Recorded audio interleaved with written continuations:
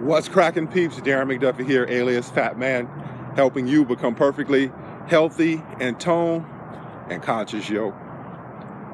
So I was inspired today as I'm doing my walk, getting my head clear, getting ready to start my day, to talk a little bit about self-love and what self-love really is and why it's not an instantaneous process.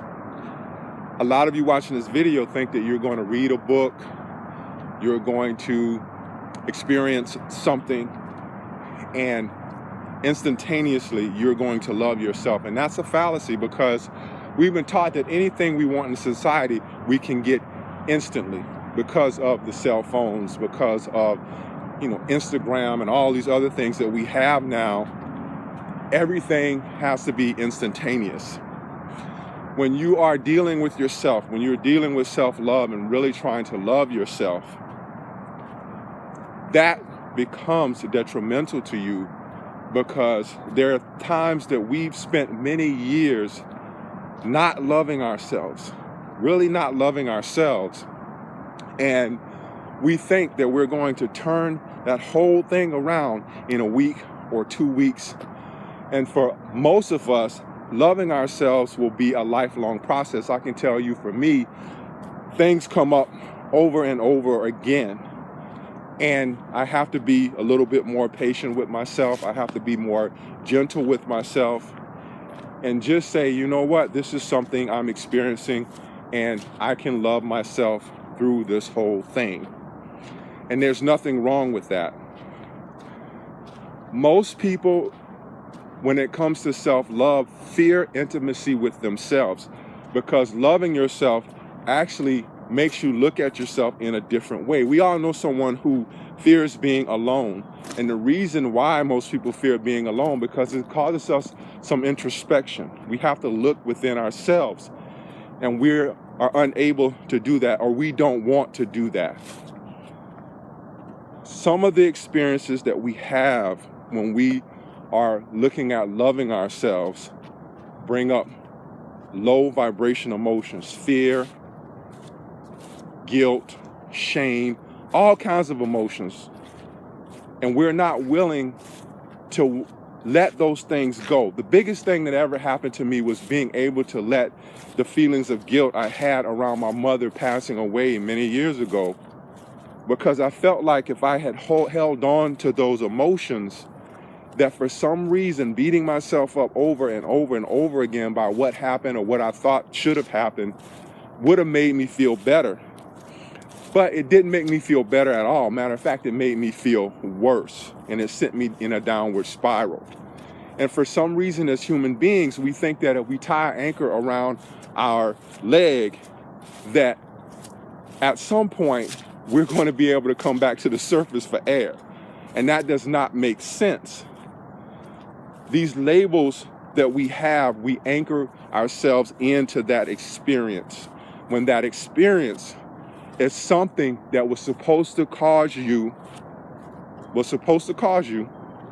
to look at it and say, hey, I want to move to something that's better. And that's exactly what happened when I got out of that anchored in experience with my mom. It propelled me forward. It actually helped me to get into health and fitness and all of these other things that I wanted to do. But I couldn't see that at the time, because again, I was anchored into my experience, and I kept beating myself up over and over again over what happened.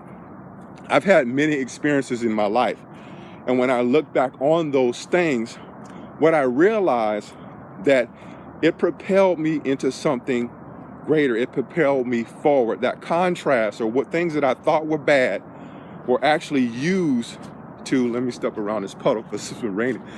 That thing that I thought was bad was actually used to propel me to something greater.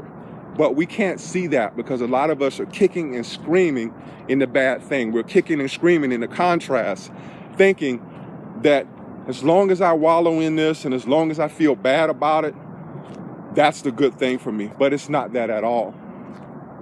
The thing that you have to realize when it comes to self-love is you have to love your crust. You gotta love your crust. You gotta do it. A lot of us are not willing to face our crust. I remember You know, when you're coming up as a kid, many people don't like the crust on the ends of the bread.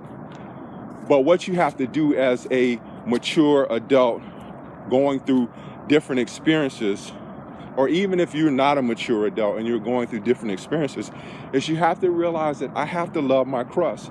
And when these things come up, I have to surrender to them and love myself. And like I said, it's not going to be an instantaneous process for you. There are things that are going to come up.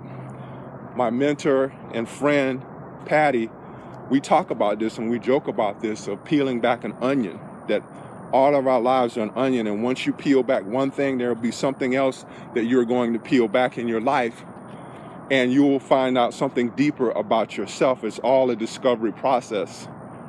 And you just have to love yourself through it.